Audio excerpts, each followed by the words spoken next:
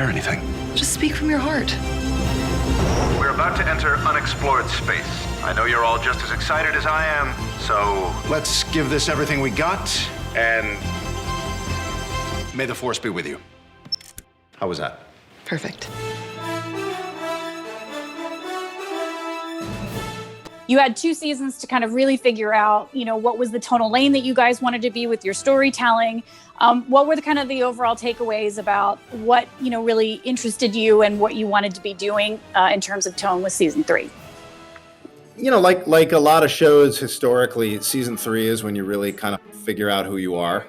And I think that's very much true for the Orville. Season 1, we were trying a balancing act that in some ways was successful at times, and in other ways was really an obstacle to pure storytelling. And when we kind of liberated ourselves from the need to have a punchline every episode and really let the comedy come from the personalities of these characters, now that people knew them, we found that it worked a lot better. The show was more fully formed and a lot more entertaining. I mean, a character like Bortus, by virtue of his personality, you don't really have to write him a punchline. He does the work. So it's it's nice to be in that place where it gets fun. You tell the stories that you want to tell because people know the characters, they know the world. You can start to really expand and dig in deep because they're there with you. And that's what season 3 is. So, I was looking back at literally the calendar of it all. And you, in 2017, you just beat Star Trek Discovery on the air. And then in the years since, there's been 4 years of that show and then 5 Trek premieres. When we had this 10-year gap of being able to do what, you wanted to see on television, which was aspirational exploration. How does that impact what you guys want to do on the Orville? You get to go we kind of had nothing that didn't cause competition. And now, we kind of have a lot. So does it tweak, what you're even seeing are some lanes that just aren't being taken that you can kind of fit in there really well with your storytelling? Oh, yeah. No, I think even now we very much exist in our own space. And I think that's going to be the takeaway for a lot of people from season 3. Yes, it's a crowded landscape, but I can safely say there is not a show on the air or even in this genre that is existing in the same space as we are. And that ultimate verdict will be decided by the viewers, but I'm confident and optimistic that they will accept us within those parameters. So let's talk a little bit about, COVID kept you off the air for a while, and we always have to find our lemonade with the COVID lemons. What did it let you have more time in the writer's room? Did it let you tweak, aspects that you wouldn't have had time to with a normal time frame? What were the positives? Well, the scripts were done by the time COVID hit. So we didn't really, and we were block shooting, which means we weren't one episode at a time. We were doing multiple episodes at a time. So, we got to jump on editing. There was really time to go in and those, and certainly the composers could start writing music. It's things like that were a little bit of a luxury. But for the most part, after a certain period of time, we ran out of work to do. There were advantages and there were disadvantages, but to me, the real advantage specifically related to season 3 and the production of season 3, it was the advantage that Family Guy had when it went off the air.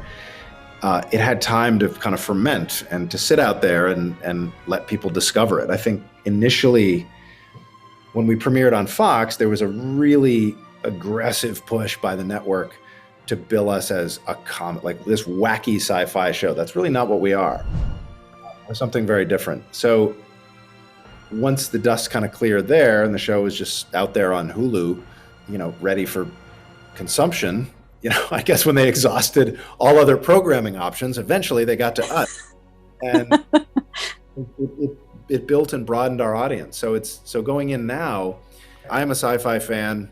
This is a show that I hope sci-fi fans will embrace wholeheartedly. Whenever I go into something like this, or rather specifically the Orville, in the back of my mind, it's like, could my mom watch this show and find something in it that she can latch onto? It has to do with policing yourself, making sure that you're telling stories about the people, that it's never about a premise or a sci-fi concept, or if it is, it's somehow locked into one or two or three characters that whose story you're invested in. And that's what I think at the moment.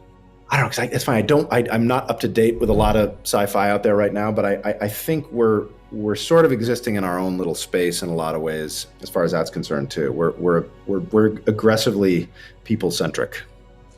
Well, that leads me to my segue for season 3, and without spoilers, but you definitely come right into dealing with the aftermath of the Kalon massacre, and there's a lot of metaphor to kind of plumb for great story and emotion. What was interesting for you as the director and the writer of that first episode? Obviously, a lot of sci-fi storytelling allows us to explore what we're doing with ourselves as humanity, with the metaphor of these, bigger, heightened stories.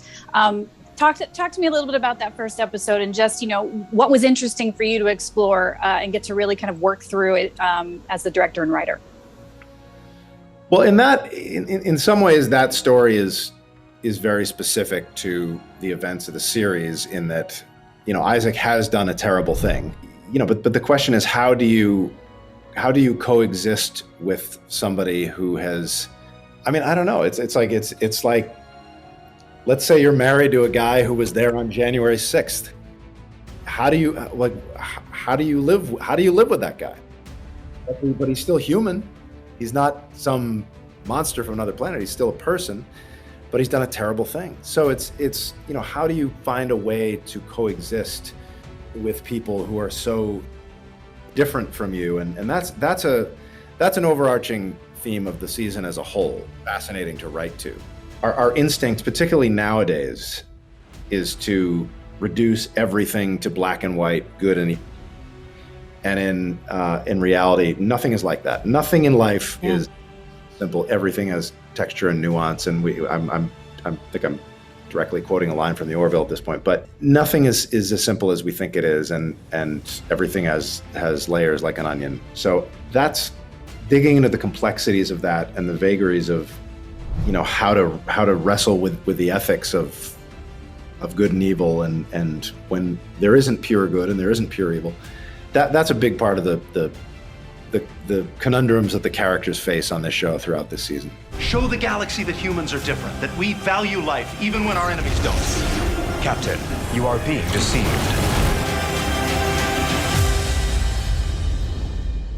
It's almost like yesterday was one life, and today's another. And everything's different on this side of time.